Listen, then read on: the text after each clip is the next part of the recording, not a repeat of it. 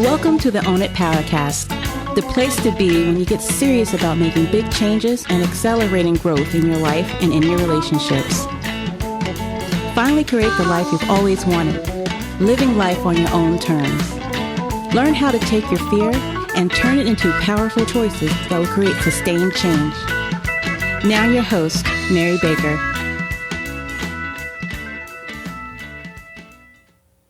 Hey everyone, welcome back to the Own It Powercast, the place to come to get what you need to move yourself forward. Hey, it's Mary Baker and welcome to episode 238, Unveiling Shame, Understanding the Silent Struggles. Welcome back again to this first month of the new year, and one where we've been talking a lot about letting go of everything that no longer serves you, that's causing stress in your life and simply not in your best interest.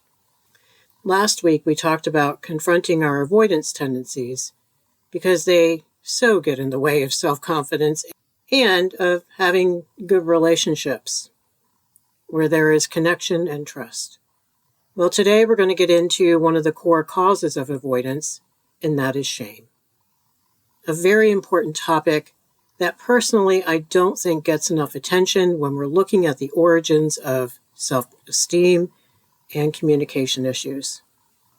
But before we do that, if you struggle with shame, if you struggle with not feeling good enough, then I think you need a supportive, structured environment and the right pieces to work on to heal.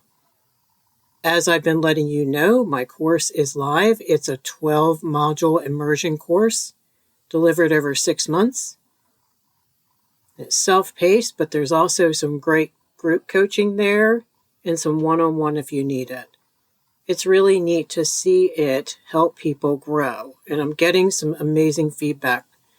So hit the link in the show notes and dive right in. It's right there for you. So let's talk about shame. Let's talk about the impact and the silent struggles that are associated with it. Well, first off, there's definitely a mental health stigma around it. So people may silently battle mental health issues due to the stigma surrounding mental health. Same with shame. Shame prevents us from seeking help or reaching out because we're embarrassed about the shame that we feel. So that is the catch-22 of shame. You don't want to share it, but you need to share it to heal it. So shame can feel more specific to people, but what I want you to understand is it is really about conditional self-worth, and it's often trauma-informed. Like many people may struggle with body image issues. They feel shame about their appearance. This can lead to a whole range of behaviors from extreme dieting to avoiding social situations, obsessing about their weight. It could be around their sexuality and their identity. If they're grappling with sexual orientation or gender identity, they might face silent struggles because society may not be ready for them yet, or their community and or their family. Shame can really hinder them from openly expressing their true selves. People facing financial difficulties may experience shame and a fear of judgment, and this could lead them to keeping the financial struggles hidden, which just exacerbates the stress and the isolation and perhaps the problem because they're not reaching out for help.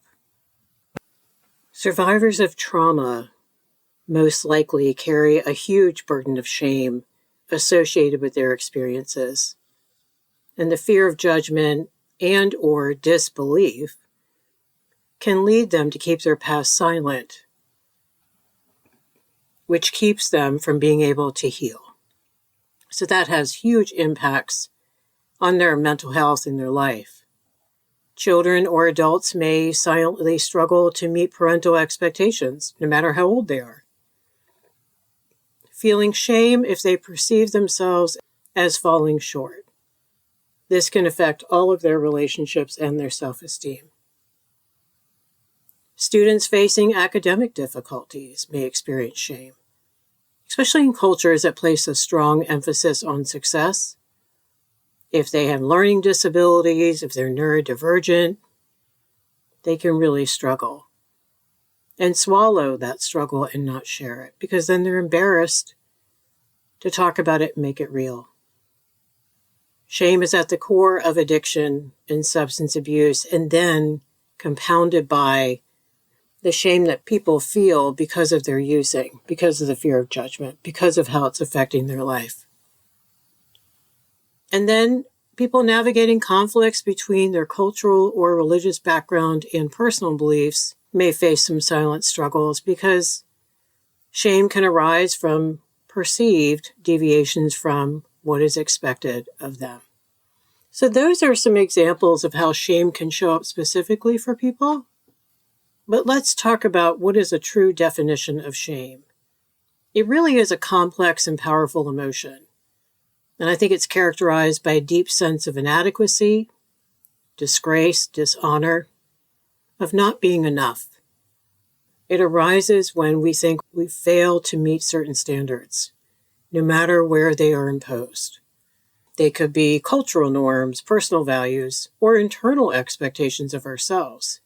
And those people who struggle with perfectionism, a lot of that is coming from the inside when they're grown-ups, comes from the outside when they're kids. So the message is you'll never be good enough unless you can do this perfectly. Shame is more pervasive than guilt and can really extend to a person's core identity. That's why it's so important to talk about. In essence, it's a self-conscious emotion that arises from the belief that we are fundamentally flawed, unworthy, or unacceptable, and therefore unlovable. It often involves a fear of being exposed, judged, and rejected by others. It can be triggered by all sorts of things: personal experiences, relationships, societal norms. And it can have a profound effect on your self-esteem, your mental health, and your ability to engage authentically, right, vulnerably with others. So you can't show your true self. It has an impact on our thoughts, our emotions, our behaviors, what we do in life, what we don't do in life. It affects everything.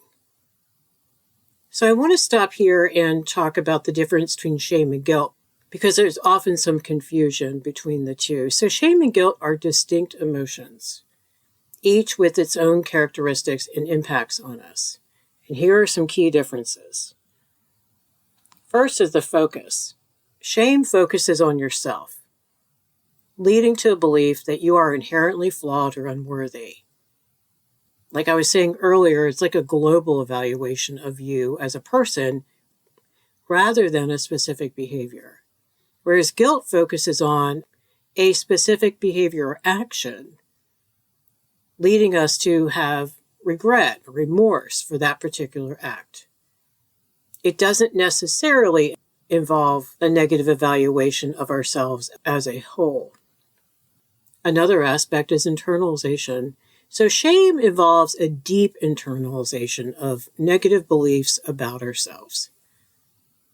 When we're experiencing shame, we can feel as though our core identity is flawed and that there's no way to fix it.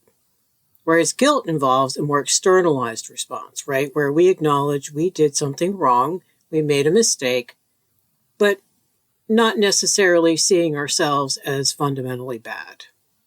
Now, caveat, I think it can depend on what we're feeling guilt around too. Let's look at the duration and the scope. I mean, shame tends to be more pervasive and enduring, like an entire lifetime. It can impact all kinds of areas of our life and persist over time.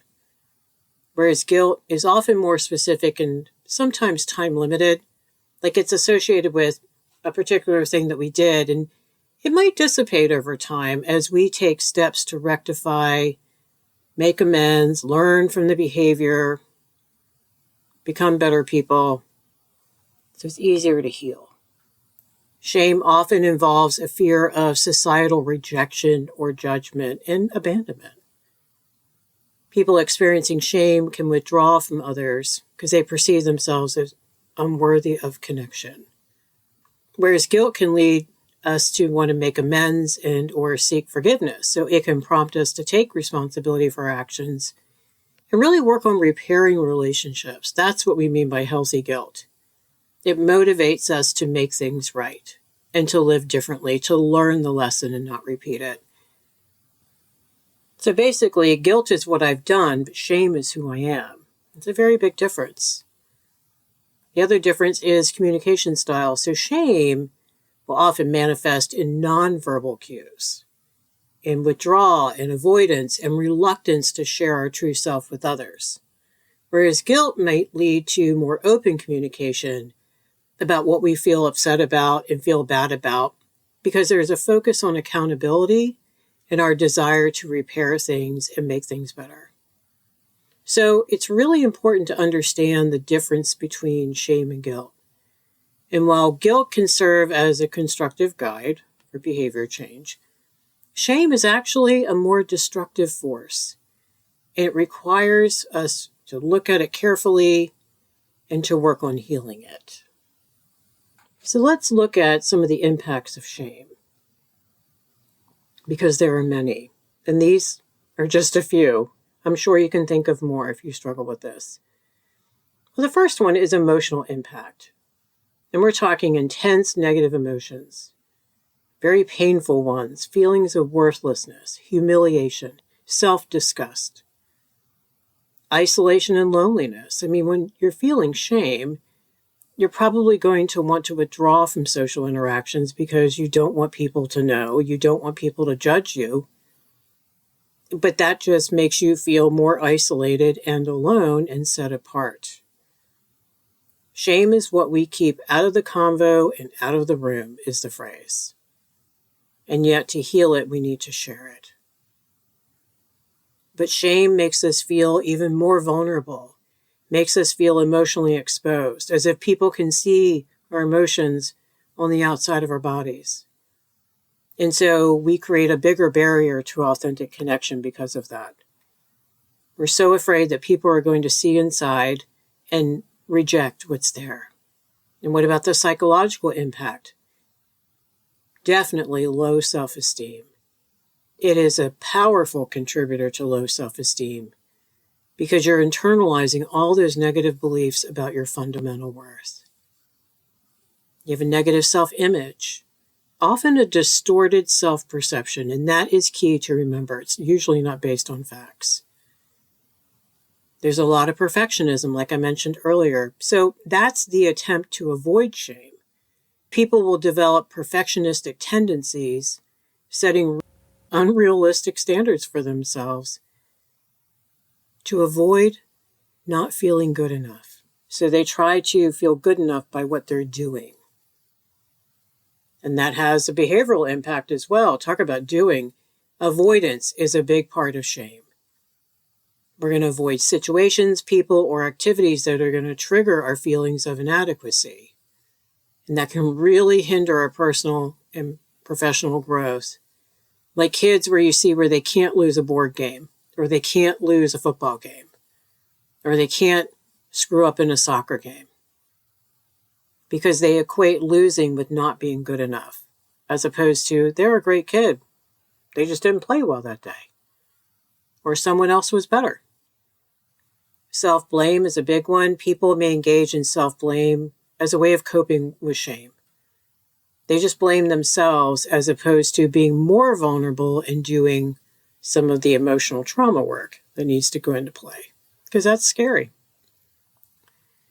They got lots of maladaptive coping mechanisms because they need to. They're going to do substances. They're going to numb their pain with busy working, taking care of everyone else, being perfect. They have a big stress response. Now, shame triggers our body's stress response, and that leads to a lot of physiological changes like increased heart rate, elevated cortisol levels, muscle tension, illness, all the things. It's really going to hammer the immune system, and I think we're talking more and more about that now, but we're also looking at other health issues such as cardiovascular problems and autoimmune disease. There's interpersonal impacts. I mean, obviously, big difficulties in our relationships. It's really hard to have a healthy relationship when you're shame-based. It's hard to communicate well. You're not going to want to share your true thoughts and feelings. It's going to be hard to show empathy for another. Lots of reasons. And one that we don't talk about enough is developmental. So shame has a huge impact on our identity formation. As we go through life, we go through different developmental stages, I think. Psychosocial, cognitive development. And so when there is persistent shame, it can really hurt that process. So we literally don't grow up emotionally on the inside. That's why you see people who, on paper, are highly successful and driven and perfectionistic, but emotionally they're like 7. And that shows up more in their personal relationships, or if they fail. So there's no resilience. When you have chronic shame, it can really hammer your ability to bounce back from setbacks, to stand back up, to believe in yourself. Shame does some serious damage, and I think that's why it's really important to look at. And there can be, of course, a continuum of shame. What matters is that if you have it, you want to heal it. So how do you recognize some of the common signs of someone experiencing shame? And this might be things that you recognize in someone else and or yourself, and that's okay. Because most people don't openly express their feelings of shame, but there are lots of cues. Let's talk about some of them. One of the most obvious ones, and the one we think about first, is avoiding eye contact. People who have a lot of shame will avoid direct eye contact because they want to evade perceived judgment or criticism. And it's probably happened to them in the past, which created a lot of not good enough inside of them. So of course they're going to want to avoid that. There's often a lot of withdrawal and isolation. They'll withdraw from social interactions. They'll have a hard time making new friends. They isolate themselves as much as they can to avoid potential exposure or judgment.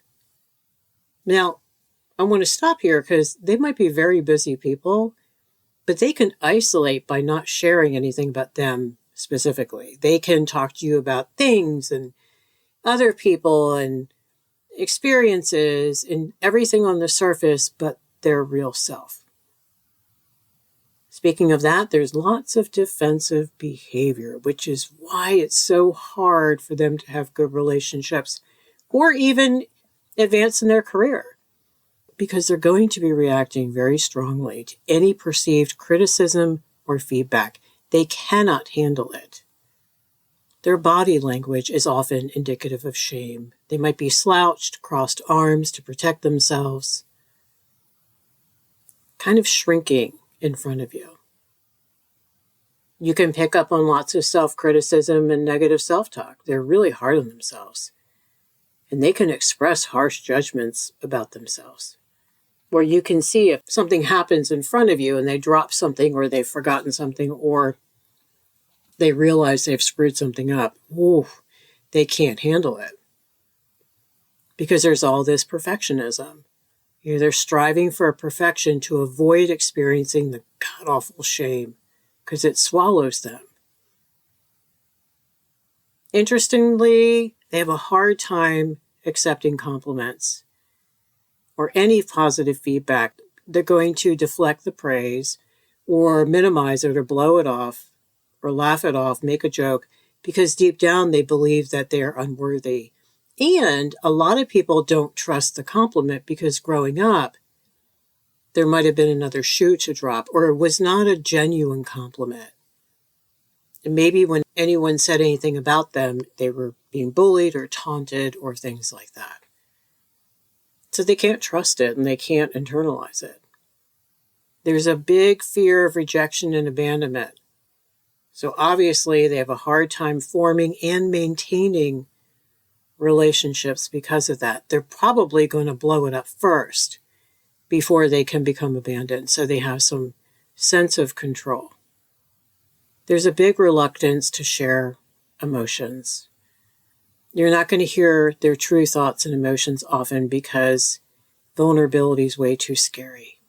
So they often have defensive humor or sarcasm. You see a lot of sarcasm with shame-based people.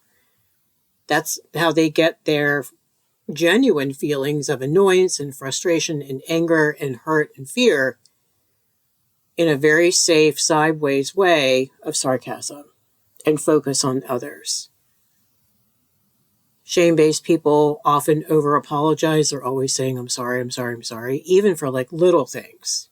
So they have a real heightened sensitivity to that potential judgment from you.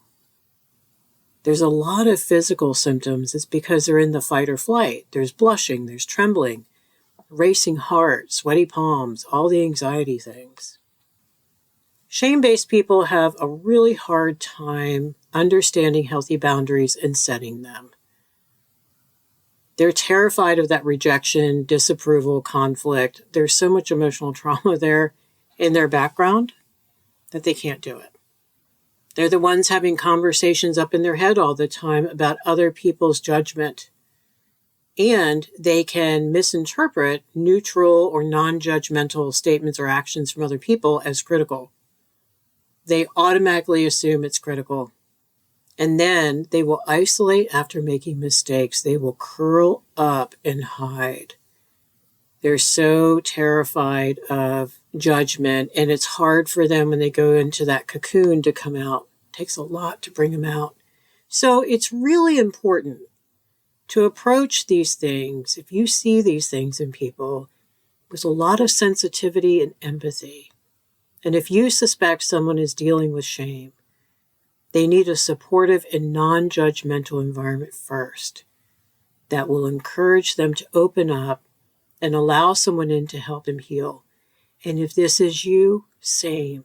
You need a lot of love and support and acceptance right where you are in order to do the work. We have to feel safe to do any work. That is every one of us. No one is exempt. So how do we break the silence? Shame thrives in silence and secrecy, as Brené Brown talks about, which is compounding and just amplifies its impact on us. And it really gets in the way of us being able to or wanting to seek support or resolving the issues. So it's like this symbiotic relationship between shame and silence. It makes us isolate ourselves, create a sense of alienation, and we just cement that by staying away. There's that fear of judgment. That's what keeps us from not opening up. But the problem is then, catch-22, we don't have that external validation or any perspective. We think we're the only ones who feel this way. So then you have an even more distorted sense of self. And it helps you maintain lots of illusions. Like maybe you have illusions of perfection or normalcy. But when you conceal your struggles from the outside world, and the outside gets a facade of you, that just reinforces the belief that you can't show your true self. You have to have that codependent false self out there to be what other people need, what you think they need. So there goes connection. Because shame creates a huge barrier to authentic connection. We're missing out on opportunities to genuinely connect with others who can share their experiences, who can offer us understanding and support. It really impedes our ability to express our emotions, and that's not good. It's not healthy, and we know that. When we disown our feelings, we disown half ourselves. We have an internal shame scripts where we develop these internal scripts telling ourselves that our experiences are too shameful to share. And this self-imposed silence just perpetuates this cycle of internalized shame.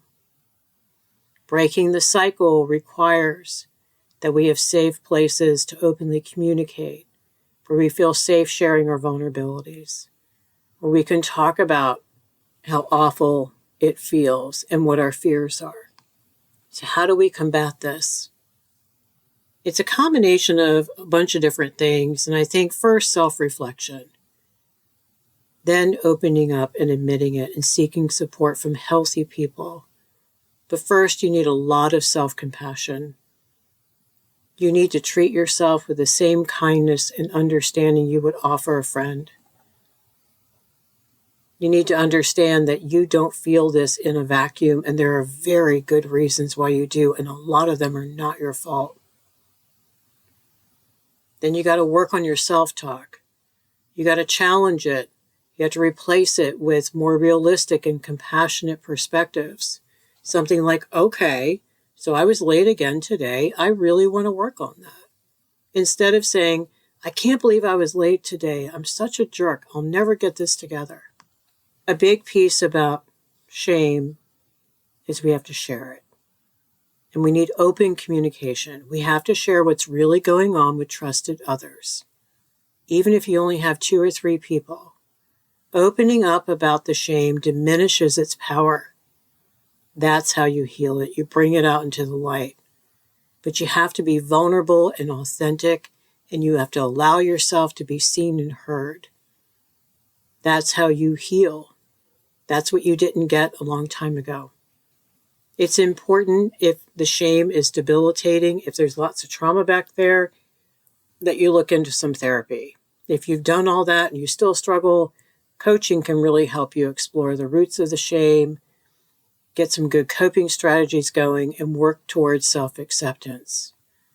I think you also need a group of people, whoever they may be, to walk you through it. It's the family you didn't have to help you heal. And you got to do the grief work. You got to wring out the sponge. The shame sponge, it gets so full and saturated, that's why you can't take any criticism. Any incoming is a threat to your self-concept. You start wringing that out, you can take more and more responsibility for yourself.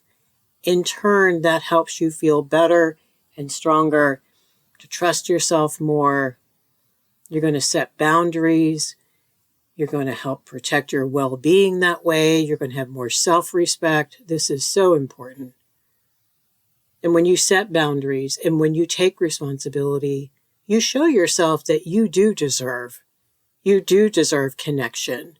You deserve to heal. That your needs matter and that you matter, not conditionally. A lot of self-care goes into healing shame. You have to nurture yourself. You have to love yourself. You got to take care of your mental health. You need to get honest about what your strengths are and your positive qualities. It's going to be hard, but you have to own those too. And you need love and support around you to do that. Our Facebook group is a wonderful place to join if you're feeling shame. It is a safe place where you can talk about that, where other people there struggle with it too. It's nothing new. You're not alone. You're not even original. There's a link to that in the show notes, so join. It's a great place to come and share. So today we looked at shame as such a complex but very pervasive emotion that can truly dictate our lives from behind the scenes. We discussed the huge impacts of shame, how it keeps us stuck, how it's the thing that keeps us from sharing, and it thrives and grows in silence and secrecy. Shame takes a big toll on us emotionally, psychologically, and physically. We then looked at some of the common signs of shame, emphasizing the tendency for this emotion to isolate and hinder genuine connections. Then to combat shame, we advocate for self-compassion, open communication, and seeking support from trusted support systems and professionals if needed. It's so important to break the cycle of silence and have environments that encourage vulnerability, authenticity, and understanding, because that's where the healing begins. And that's why I created the course. And that's why I've created the Facebook group, because we need community to heal. So if you think you're struggling with this, you don't have to struggle alone anymore. Reach out. I'm here. I answer every message, every email. If you have questions, concerns, get support, because you deserve to heal. Thank you so much for hanging out with me today. Heavy topic, important topic, necessary topic. I hope you walked away with something helpful today. If you don't have the newsletter already, go to ownitpowercast.com and grab it there, and go to the show notes. All the good information is there as well. All right, so pay it forward, keep focusing on you, and I'll see you next time. We hope you took away some useful insights and tools you could begin using right away. If you did, please leave a positive review and share on your social media. Because could you imagine if everyone in your life really got it together? Remember, own it now, so you can really own it later.